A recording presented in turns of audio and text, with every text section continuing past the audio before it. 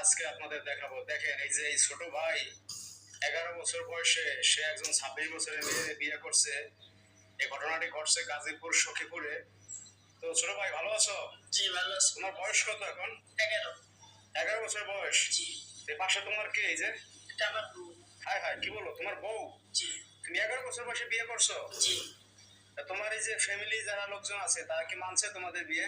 জি না, মানে নাই। তো এখন এটা কোন জায়গা? সখীপুর, গাজীপুর সখীপুর। জি।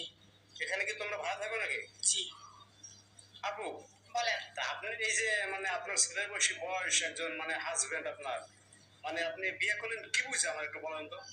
আমার ভালো লাগছে ওকে, এই জন্য আমি ওকে বিয়ে করছি। কেন ওর কি কখনো বিয়ে হতো না? না বিয়ে হতো, মানে আপনার এই ছোট বাচ্চারে ভালো লাগলো কেন? আজকাল তো সবাই বড়দেরই করে। কেন ওই যে কয়দিন আগে, মানে আমি এখন ছোট ছেলেকে বিয়ে করছি। কথা বলতেছেন? হ্যাঁ সেটাই বলতে চাচ্ছি। আমি এখন সে তো মনে করেন যে আপনার বুড়া বিয়ে